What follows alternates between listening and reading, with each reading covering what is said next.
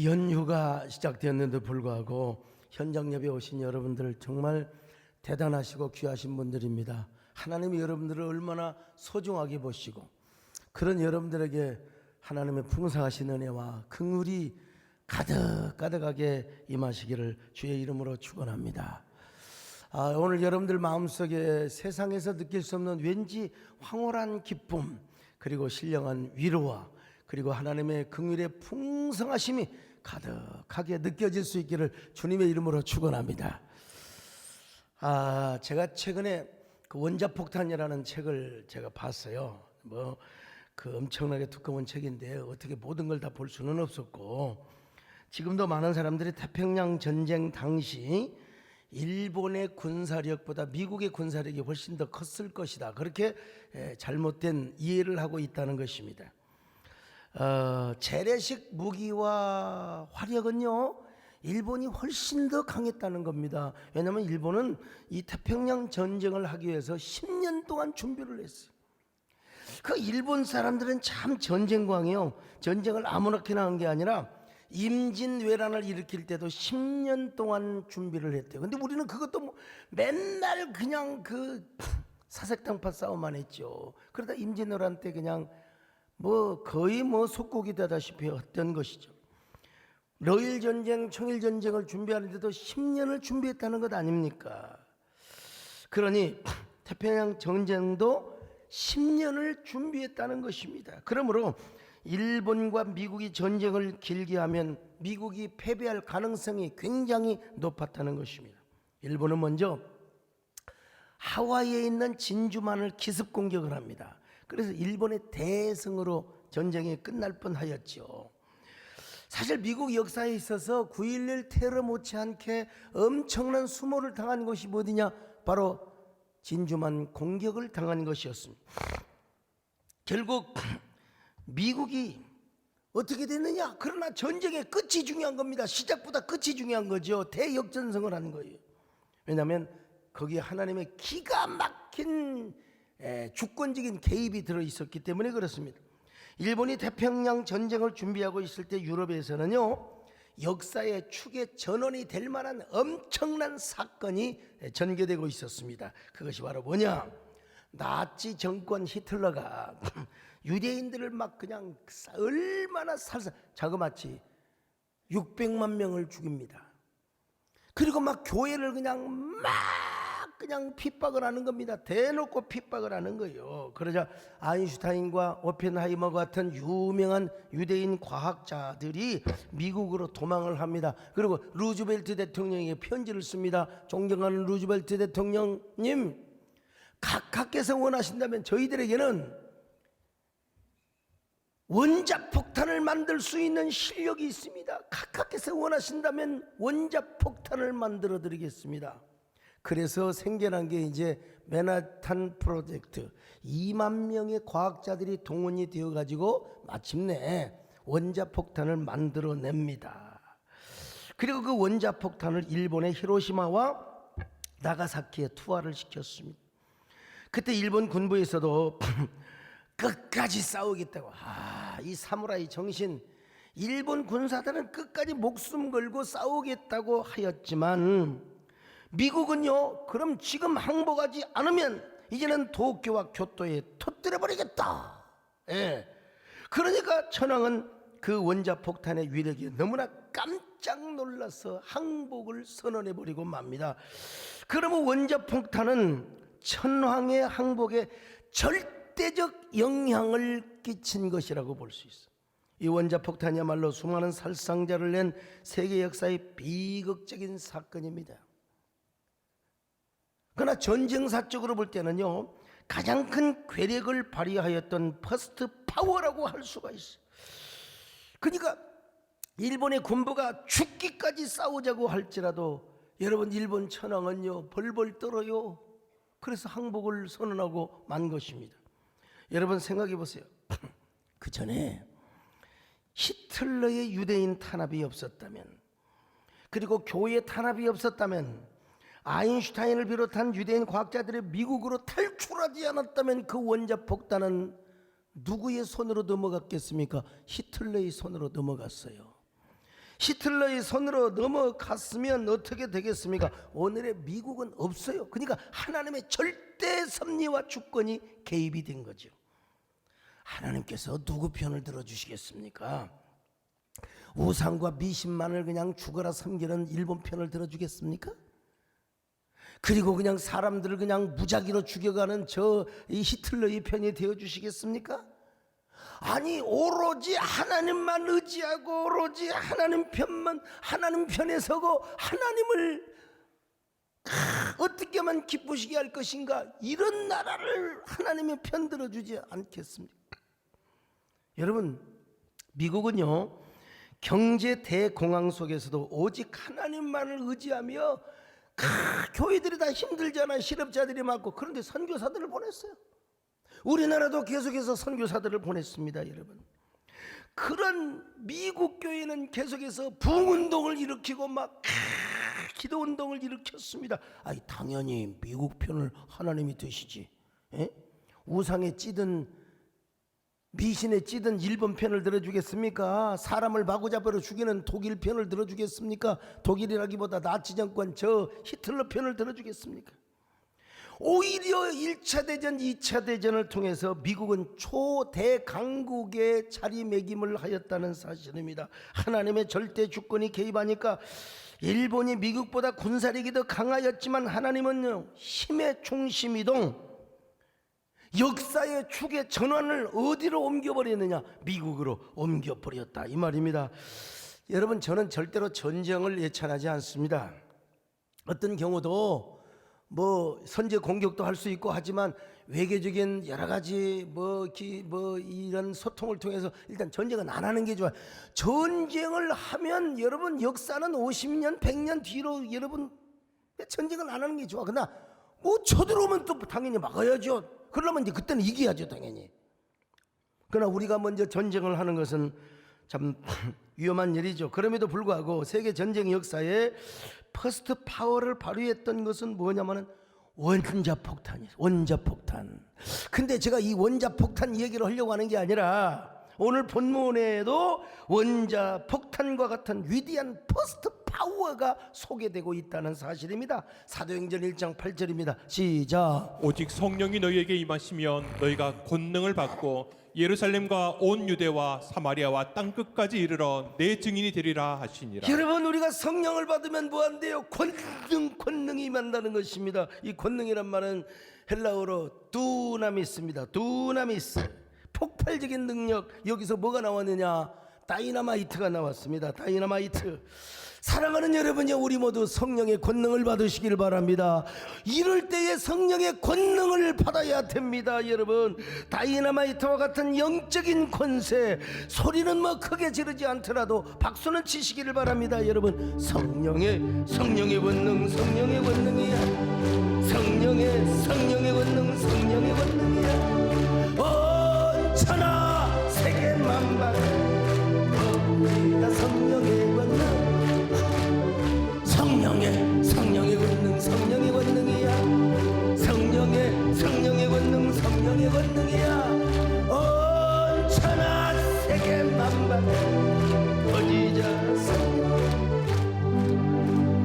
저는 다이너마이트의 그 위력을 목격한 사람입니다. 제가 군산제일고등학교를 다닐 때 기숙사에서 빵 소리가 나는데 막 건물이 흔들렸어요.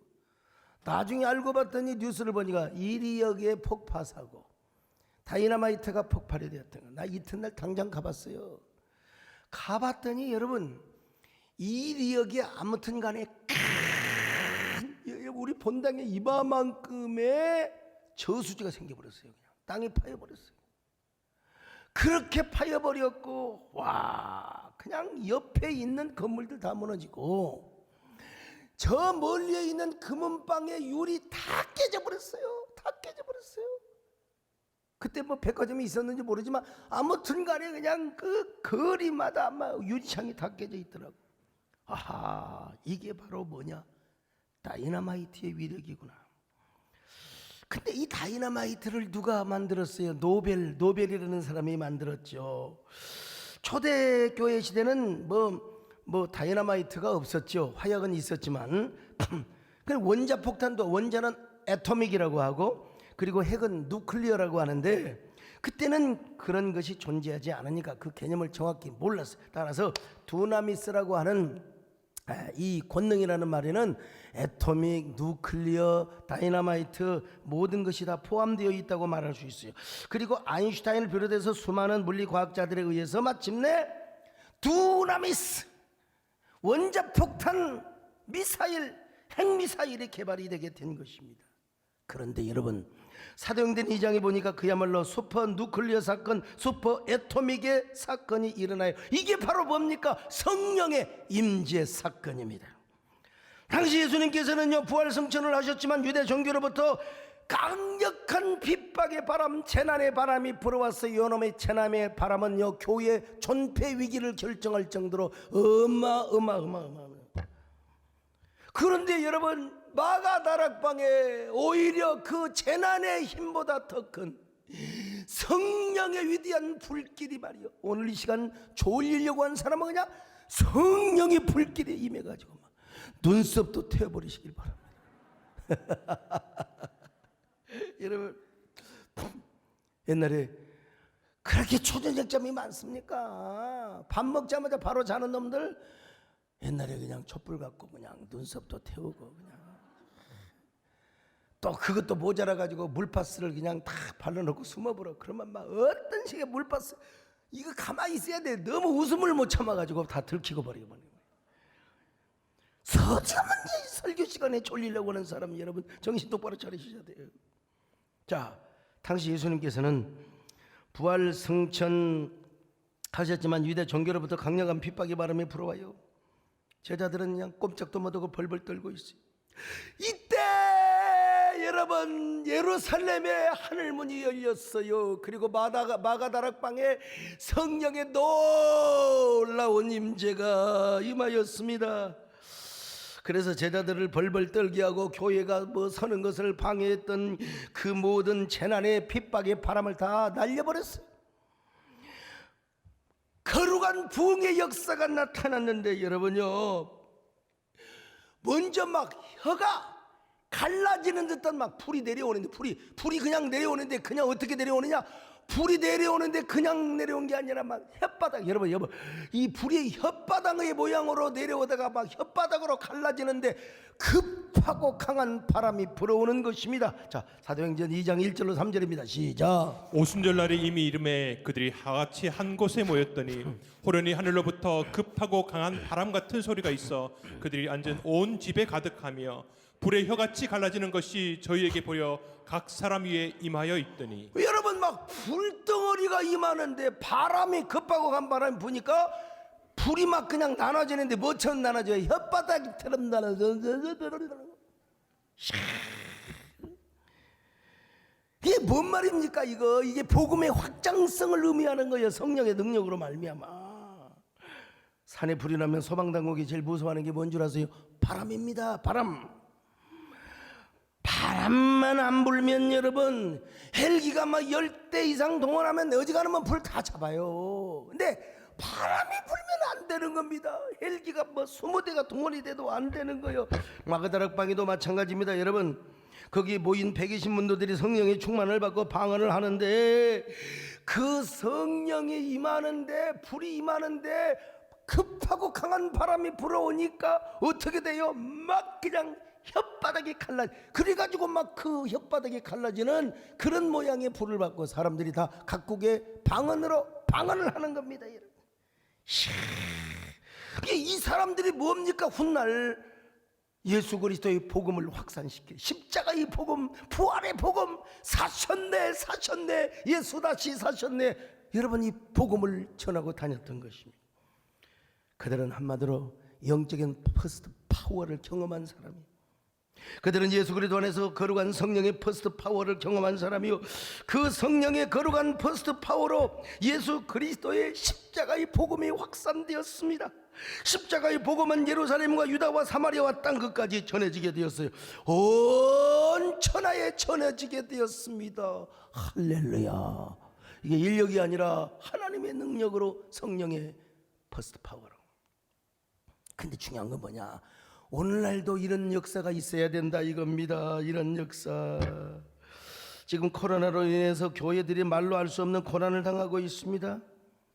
1만 교회가 문을 닫았다고 하지만 난 그것까지는 잘 아무리 제가 봐도 수천 교회 정도는 문을 닫았겠지요. 왜냐면 그리고 교회가 더 이상 개척되지 않아요. 그러니까 자연 감소도 영향이 있고 더더구나 코로나 때문에 그런 경우도 있고 너무나 가슴 아픈 일이죠. 설상가상으로 한 전문가에 의하면 코로나는 적어도 5년은 갈 수 있다. 이제 위드 코로나죠. 독감이죠. 나는 그런 거 5년이란 말 좀 듣기도 싫고 그런 거 제발 예측이 틀리기를 기도하고 있습니다만은 그러나 그것이 맞건 틀리건 간에 지금처럼 위중한 시대에 우리에게 무엇보다 중요한 게 뭐냐? 거룩한 퍼스트 파워를 경험하는 것입니다. 여러분, 우리가 예수 그리스도 안에서 기도의 원자탄, 부흥의 원자탄, 그리고 성령의 원자탄을 경험해야 됩니다. 소리 안 질러도 박수를 치세요. 성령의 파워, 성령의 파워야. 성령의 파워, 성령의 파워야. 온 천하 세계 만방에 퍼지다 성령의 할렐루야. 성령의 파워, 성령의 파워야. 성령의 파워, 성령의 파워야. 온 천하 세계 만방에 퍼지자 성령의 파워. 우리가 이런 강력한 퍼스트 파워 성령의 불길을 경험할 때 거룩한 부흥의 역사의 중심 이동이 어디로? 한국교회로 임하지 않겠습니까? 나는 그 저수지, 그런 진원지, 시온의 발단지가 우리 세된 교회로 쓰임받기를 원합니다. 여러분들을 통하여 부흥의 역사의 축의 전환을 우리 하나님께서 막 다른 교회로, 막 다른 지방으로 막 확산되었으면 좋겠어요. 이것도 예수 그리스도의 부흥의 복음입니다. 어떻게 우리가 퍼스트 파워를 경험할 수가 있는가? 첫째로 우리가 하나님만을 의지하고 기도해야 됩니다. 예수님께서 예루살렘을 떠나지 말고 성령을 받기 위하여 기도하라고 했잖아요. 자, 사도행전 1장 4절 시작. 사도와 함께 모이사 그들에게 분부하여 이르시되 예루살렘을 떠나지 말고 내게서 들은 바 아버지께서 약속하신 것을 기다리라. 그래서 제자들은 마가의 다락방에 모여서 거룩한 성령의 임함과 부흥의 역사를 사모하며 오로지 기도에 힘썼습니다. 사도행전 1장 14절 시작. 여자들과 예수의 어머니 마리아와 예수의 아우들과 더불어 마음을 같이하여 오로지 기도에 힘쓰더라. 그들이 하루 이틀 기다리며 기도한 게 아니요, 적어도 10일 이상을 하나님 앞에 간곡하게 간절하게 구했어. 그랬더니 호련히 하늘이 열리고 성령이 임한 것입니다. 호련이란 말이 무슨 말이냐 여러분? 헬라 말로 아푸노. 여러분 이거 외우기 쉽습니다. 네 아푸노. 아푸노. 갑자기란 말입니다. 갑자기. 이게요. 이 갑자기란 말이 이게 영어로 서들리인데 서들리는 뭐라고 한 게 외운 게 좋냐? 갑자기. 예. 사돈이 갑자기 우리 집에 왔어. 사돈이 갑자기. 영어를 이렇게 공부를 하는 겁니다. 여러분 뭐 공장할 때만 팩처리 팩 돌아간다고 팩처리 하니까 지금까지도 안 잊어먹고 있어요. 아프노? 이게 언제 임할지 모른다는 거예요. 여러분 언제 감기가 우리에게 찾아올지 모르는 것처럼. 예. 그러니까 언제 할지 모르니까 우리는 뭐 해야 돼요? 할 일이 있어요. 기도. 우리가 해야 할 일이 뭐냐? 기도입니다. 기도. 하나님의 절대 주권이 우리에게 임하게, 우리에게 움직이게 하여 주시옵소서. 기도해야 돼. 역사적으로 볼 때요, 흥하고 망하는 그 교회 요소가 있는데 하나는 뭐냐? 이게 뭐냐면 딱 하나요.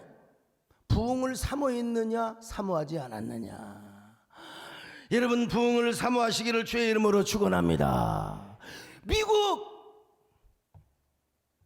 경제 대공황 속에서도 오로지 기도했어요. 그리고 선교사들을 보냈어. 이런 나라 편이 되어 주시는 거지 우리 하나님께서 말이죠.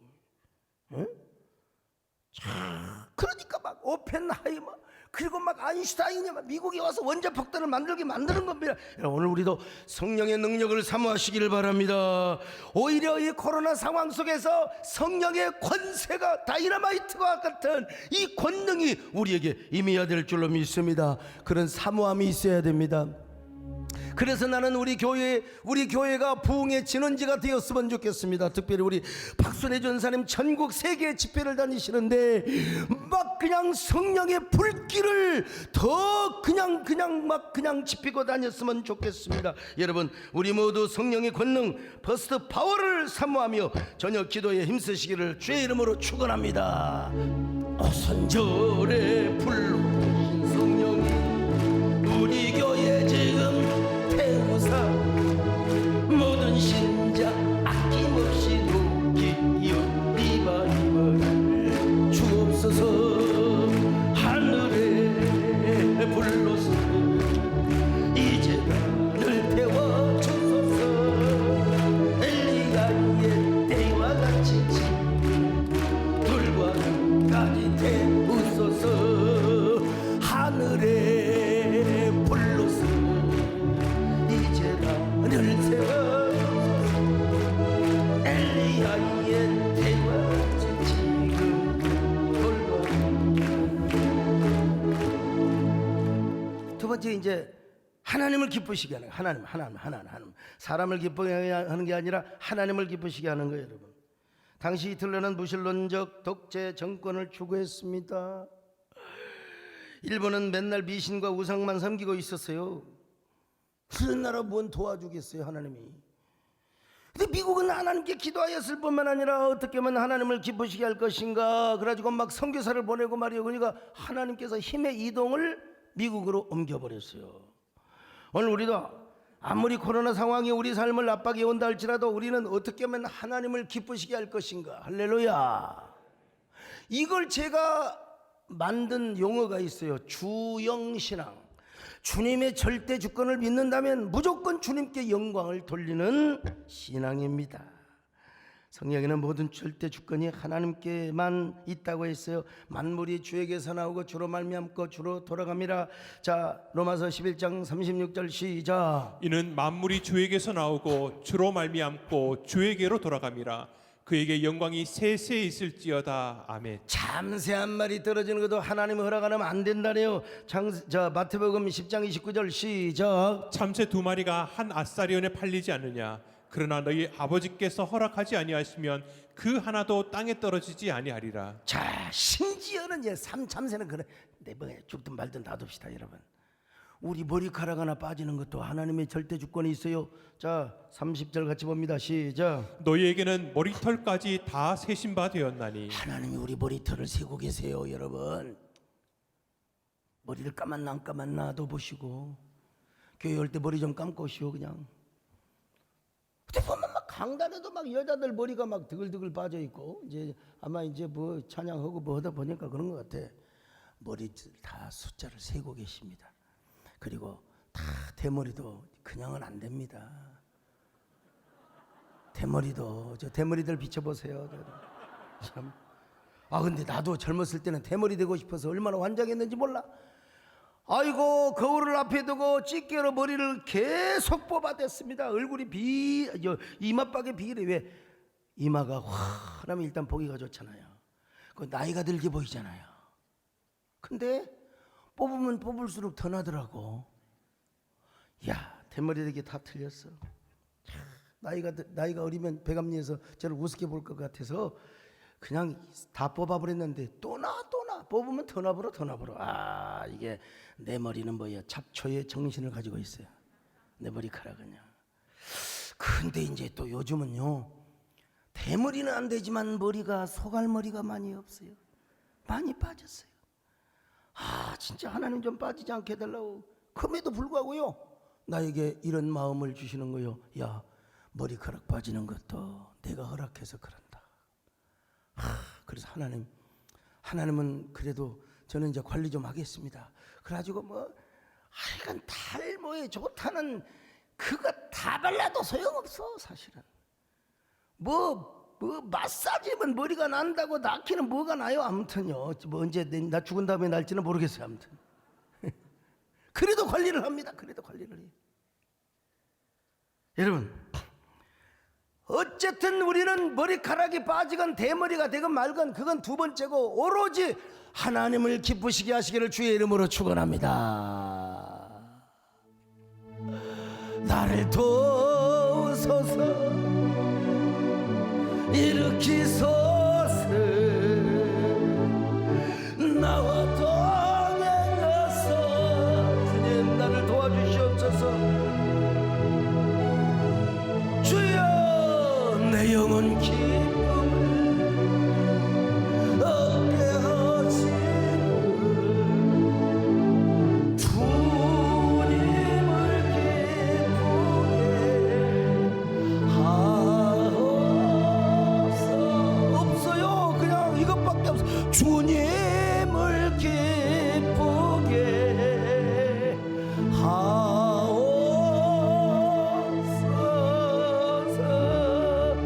성령의 퍼스트 파워를 경험한 사람은 언제나 주님을 기쁘시게 하는 거예요. 아유 여러분 우리 몸에 별병이 들어와도 주님을 기쁘게 해봐요. 주님을 기쁘게 해봐요. 내가 원하는 한 가지 주님의 기쁨이 되는 거 하나님이 당신의 절대 주권의 개입을 우리의 삶 속에 딱 적용을 해버리는 거야. 그래서 우리가 막 퍼스트 파워의 능력을 전하게 되고 그 능력을 소유하게 되고요. 세 번째, 서로 비난 게임을 스톱하고 함께 손잡고 걸어가야죠.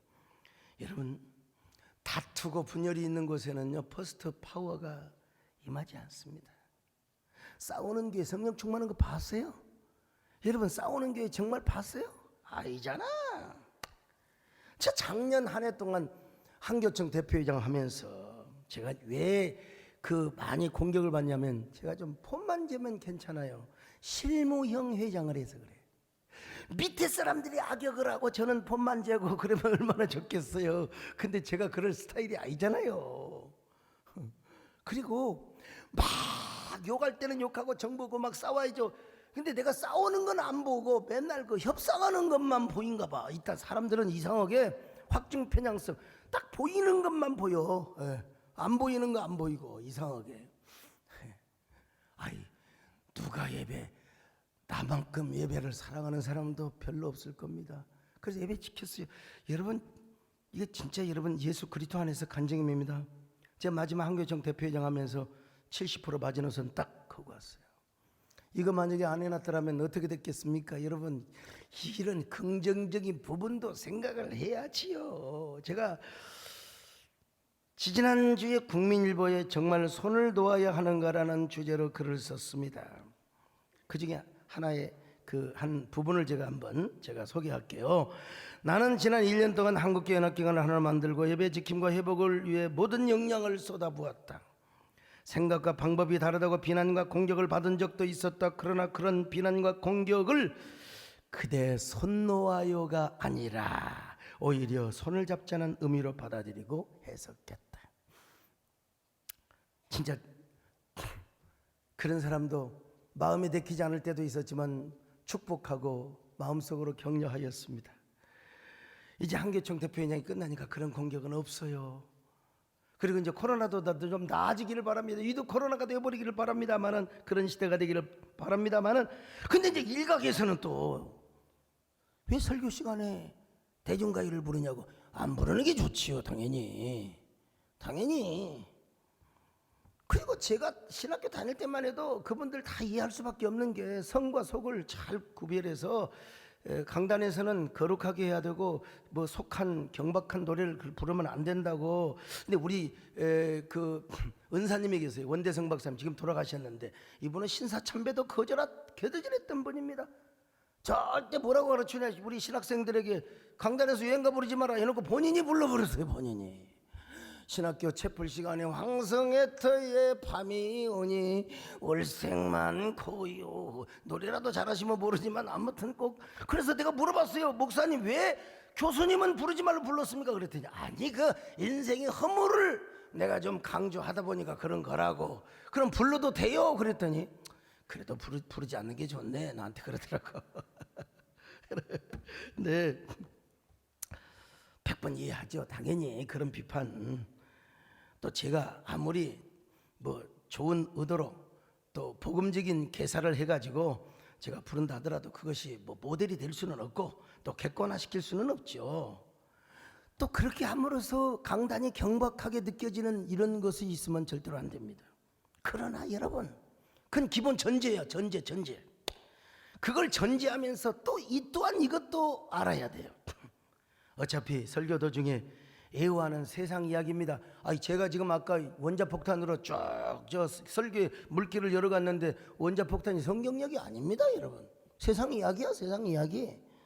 문제는 설교 본문을 더 돕도록 하기 위해서 애화를 쓰는데 그 애화가 곡조가 있느냐 없느냐의 차이예요. 어차피 세상 이야기인데 곡조를 붙인 애화냐 곡조를 안 붙인 애화냐 그 차이입니다, 여러분.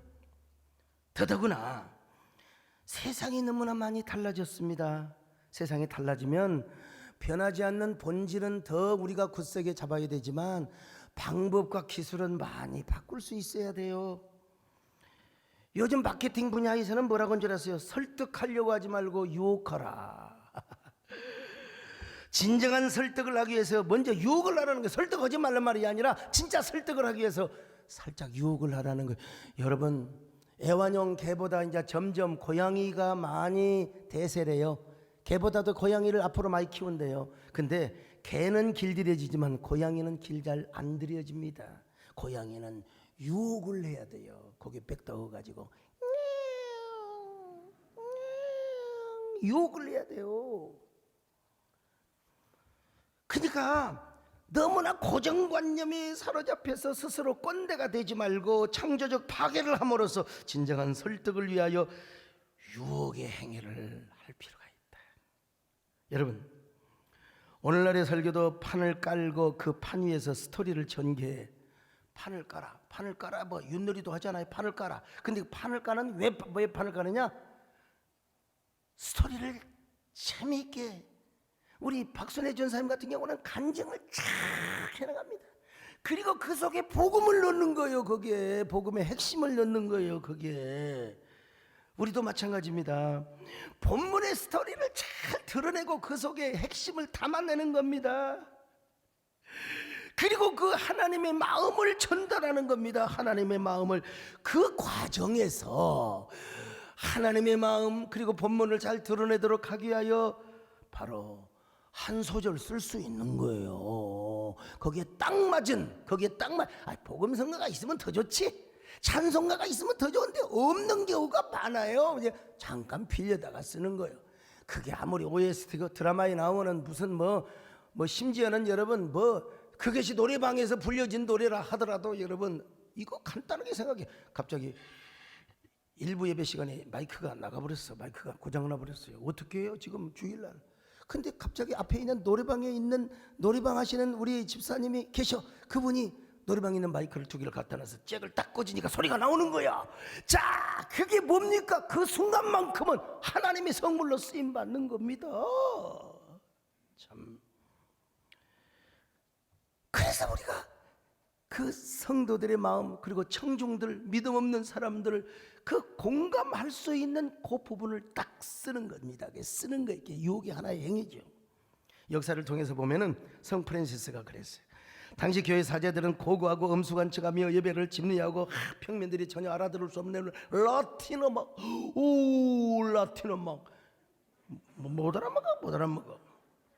근데 성 프란시스는 장터에서 시장 언어 그리고 문지방 언어를 쓰는 겁니다. 그리고 당시에 유행했던 대중가요 민요에다가 그 가사를 개사해가지고 말이요. 예를 들어서 가자 통해 바다로 이런 노래가 있다면 가자 예수님 앞으로 이렇게 하면서 사람들을 말이죠. 예수를 믿게 하고 하나님을 가까이 하게 했다 이 말이에요. 목적은 뭐냐? 하나님을 가까이 하고 복음을 전하는 겁니다. 하나님 나라를 세우는 거예요. 그러니까 스스로 광대가 되고 가객이 되어서 성 프란시스가 나타나면 온 군중들이 모이고 심지어는 성 프란시스가 지나가는 모습만 봐도 은혜 받고 심지어는 새들도 와서 설교를 들었다는 겁니다. 존 칼빈이 주네브 시편 찬송가를 만들었어요. 그게 작곡가도 있었죠. 근데 그 150편을 어떻게 다 작곡합니까? 그래서 당시에 건전한 대중가요 민요, 프랑스의 민요를 갖다가 쓴 거예요. 대중가요를 쓰는데 거기 뭐예요? 내용은 시편 내용이죠. 내용은 칼빈이 성과 속을 구별하지 못해서 그랬겠어요? 위대한 신학자 바빙크는요, 설교란 연극적 행위라고 가르쳤어요. 극적인 설교를 통해서 설교가 들릴 뿐만 아니라 보여주는 설교를 하도록 하라 이 말입니다. 설교학자 루돌프 보레는요, 예수 그리스도 안에서 설교는 뭐냐? 성령과 함께 춤추는 행위래. 그렇다고 여러분, 춤추는 행위란 말은 이미지입니다. 맨날 설교하면서 이렇게 춤을 추고 이렇게 춤을고 그런 말이 아니라 기쁨으로 극화된 설교를 하라 이 말입니다. 꼰대처럼 앉아가지고 여러분 예수 그리스도는 이렇게도 할 수 있는데 좀 춤추는 행위를 하라 이 말이지요. 그러므로 하나님의 말씀, 즉 본문을 잘 드러내고 본문에 스며들어 있는 하나님의 감정을 극적으로 시연하기 위해서는 그 좀 잠깐 가져다 쓰면 좀 어떻습니까? 그것이 세상 사람에 의해 불려질 때는 세속의 노래이지만 그 한 소절이 본문을 잘 더 이해시키고 하나님의 마음을 전달하고, 그리고 여러분 성도들의 마음을 하나님께로 더 가까이 하게 한다 하는 역할을 한다면, 여러분 그 순간 한 소절의 대중가요의 그 음원이 거룩한 설교의 도구로 쓰임을 받는 겁니다. 우리가 많이 부르는 하늘 가는 밝은 길이, 이게요 스코틀랜드 영국의 민요였어요. 가래와라니 노래, 이 민요가 아닙니다. 이거 연가요, 연가. 꿈속에 보이네. 애니노리가 얼마나 이뻤는지. 근데 어떻게 운명의 장난에 의해서 결혼하지 못해 그 여자를 평생 연마하다가 죽은 남자의 슬픈 얘기야. 이게 찬송가로 들어왔어요. 이게 찬송가로 들어왔어. 전부 여지 없어서 손 들고 옵니다. 이것도 스코틀랜드의 석별의 정이라는 민요를 그대로 개사했으면 아마 논란의 여지는 그때 많았겠죠. 그때 당시는. 지금 누가 뭐라고 해요? 우리나라의 아리랑 알죠? 아리랑. 이 아리랑은 카나다와 미국에서 정식 찬송가로 쓰여지고 있어요. 자, 영상 한번 보여줘 보세요. 찬송가 229장. 찬송가 229장. 귀에 익숙한 멜로디가 들려옵니다.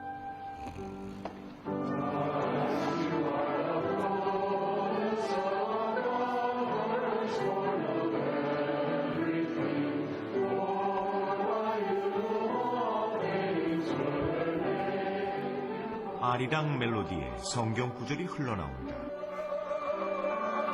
자, 여러분 보세요. 아라리요. 그냥 이렇게 흘러가는데 거기서는 완전히 트로트식으로 꺾었어요. 아라리요. 김문기 장로님 스타일이에요. 여러분, 그렇다고 강단의 속화를 주장하는 사람이 아닙니다. 창조적인 극화를 강조하는 거죠. 제가 그렇게 함으로써 청중의 감동을, 그냥 성도들은 그렇잖아도 불면증에 시달리고 그런데 교회 와서 다 자는 거야. 뭐 여기 오나 유튜브나 똑같네. 뭐 그냥 교회를 올 필요성을 못 느끼는 거예요. 그냥. 여러분, 오늘 근데 딱 하나가 있어요. 우리는 이 두 가지를 딱 알아야 돼요. 첫째는 진짜 복음을 잘 전달하고 하나님의 나라를 세우며 영혼을 얻기 위한 목적이 분명해야 되고, 목적이 무슨 개그하려고 하고 만담하려고 하고 그러면 안 돼요. 목적이 분명해요. 두 번째는 뭐냐? 에토스, 진정성이 있어야 돼. 진정성. 아니 누구나 강단에 가서 말이야 그냥 뭐 이런 노래 아라리요 맨날 이런 노래 그러면 강단은 너무나 경박하게 돼요. 그러니까 뭐냐? 디바인 에토스, 성령께서 하나님께서 압도적인 은혜를 주셔가지고 불가항력적인 은혜를 주는데, 그때는 진정성이 충만할 때는 그건 이제 성과 속을 넘어버려요. 하나님 앞에 쓰임받는 그 자체가 거룩이거든요. 하나님께 드려진 것 자체가 거룩이거든요. 그러니까 여러분, 이제 이 언어의 효과 수반 바로 행위가 나타나는 겁니다. 아, 그래 맞아, 그래 맞아.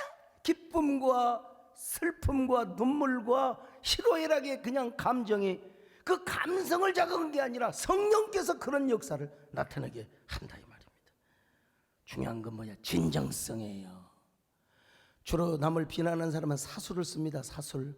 근데 아무리 사술이 대단하다 하더라도 진정성은 쓰러뜨릴 수가 없습니다. 진정성은 절대로. 그러므로 형식과 의식과 방법이 다르다고 비난의 사술로 공격한다고 하면 안 돼요. 진정성만 있으면 모든 걸 뚫고 나갑니다. 뚫고 나가요. 이런 현장에 하나님께서는 퍼스트 파워를 허락해 주십니다. 그런 퍼스트 파워를 경험한 사람이 남을 섬기고 세워주며 함께 손을 잡고 선구자의 길을 열어가는 거예요. 저는 이런 걸 생각할 때마다 너무 감사해요. 왜냐하면 우리 세대교회는 진짜 코로나 기간에 재난 유토피아를 누렸다고 할 재난 유토피아, 이거 제가 만든 말이 아닙니다, 여러분.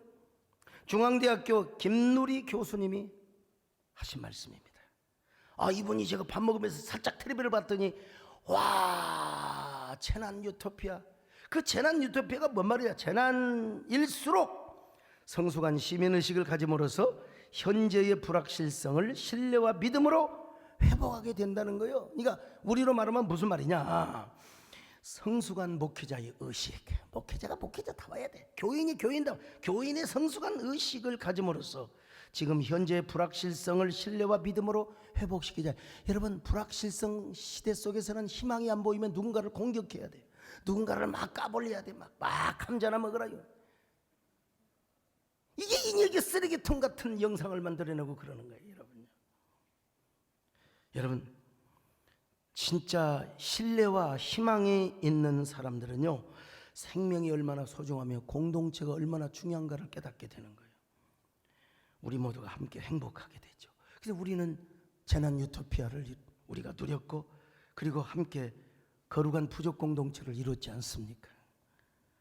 우리 한국교회도 이런 거룩한 재난 유토피아를 좀 누렸으면 좋겠습니다. 서로가 서로를 세워주고 일으켜주고 손을 잡고 걸어가면서 함께 행복을 누렸으면 좋겠어요, 여러분. 나보다 약하고 가난한 사람들에게 나눠지는 초대교회 성령 공동체가 되었으면 좋겠어요. 오늘 우리가 이런 공동체를 이루시기를 축원합니다.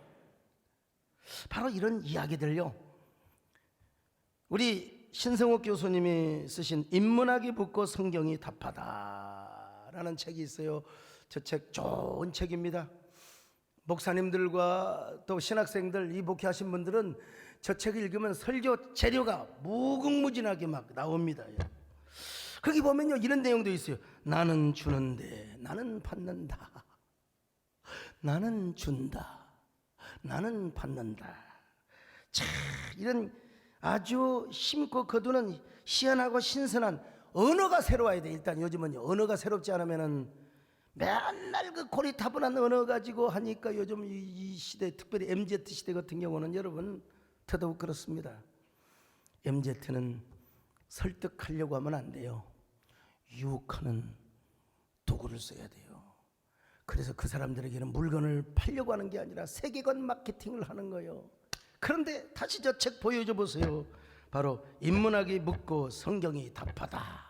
이 세계관에 이 거룩한 마케팅의 요소가 많은 책입니다. 여러분 구하셔서 읽으시기 바라고.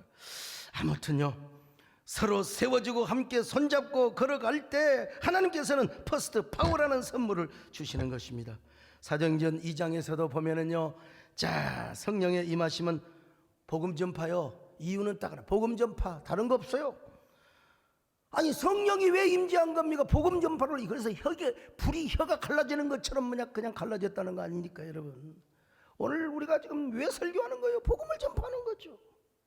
근데 복음을 제대로 전파하려면 퍼스트 파워를 경험해야 돼요. 퍼스트 파워. 아무나 부흥회 다닌 게 아니에요. 부흥회 퍼스트 파워의 능력도 경험하지 못하고 그냥 맨날 웃기긴 하고 그러면 곤란한 겁니다, 여러분요. 예. 우리 정문사님도 과거에는 집회 많이 다니고 저도 많이 다녔는데 이제 저도 이제 집회 좀 다녀볼까 생각을 하는데, 아무튼 간에 우리 박순애 전사님도 이게 성령이 주시는 능력이 아니면 절대로 이 집회 다닐 수가 없는 겁니다, 여러분. 우리 모두 퍼스트 파워를 통해서 이 시대에 필요한 십자가의 복음, 성령의 복음을 전하면 좋겠습니다. 우리 모두 다 이런 사람이 되시기를 축원합니다. 할렐루야. 오순절에 불러오신 성령이여, 우리 교회 지금 태우서 모든 신자 남김없이 모이 리바이벌을 주소서.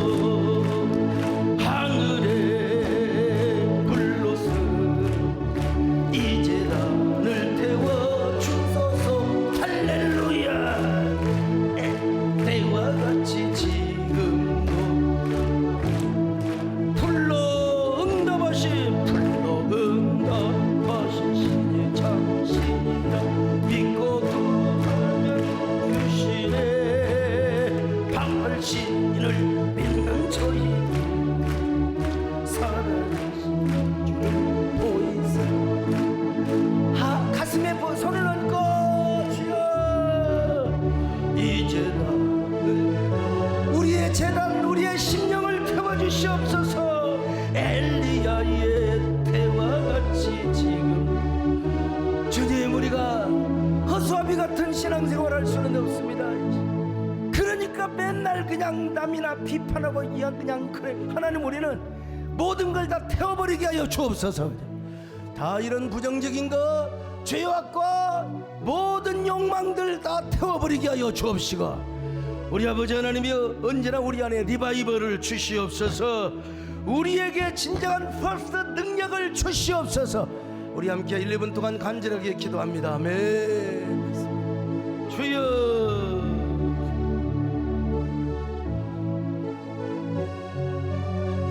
아버지, 주여 믿습니다.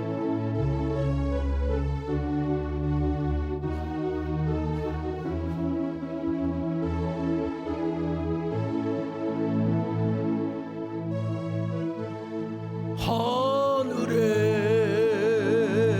불러서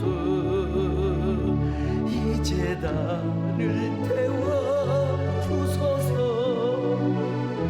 엘리야의 때와 같이 지금 돌과 흙까지 태워 주시옵소서. 하나님, 우리가 퍼스트 파워를 경험하지 못하면 맨날 비난과 부정적인 소리와 절망적인 소리밖에 없습니다. 하나님, 우리 안에 있는 모든 돌과 흙, 강팍한 돌과 흙을 다 태워버리시옵소서. 우리 안에 있는 모든 부정적인 것들을 다 태워버리시옵소서. 퍼스트 파워로 우리의 삶을 장악하여 주시옵소서. 예수님의 이름으로 기도 올립나이다.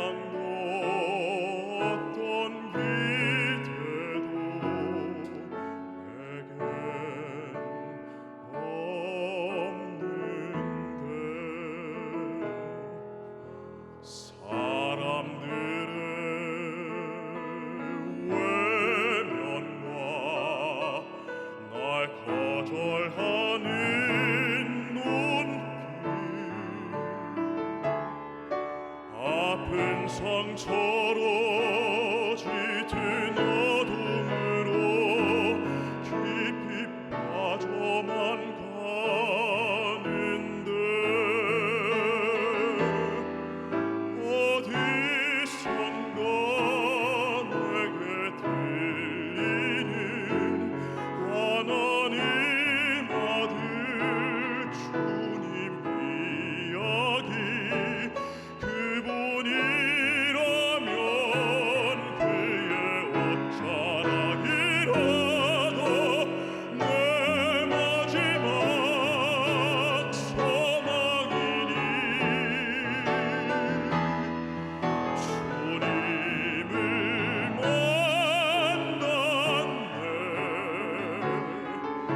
옷자락에서 전해지는 사랑 내게 임한 주님의 능력 날 누리는 아픔의 근원을 고치셨네 날 바라보시네 나의 연약함 주님은 아시네 깊은 절망에서 날 자유케 하신 사랑 나 찬양해 뒷선과 내게 들리는 하나님 아들 주님 이야기 그분이라면 그의 옷자락이라도 내 마지막 소망이니 주님을 만났네 옷자락에서 전해지는 사랑 내게 임한 주님의 능력 날 누리는 아픔의 근원을 고치셨네 날 바라보시네 나의 연약함 주님은 아시네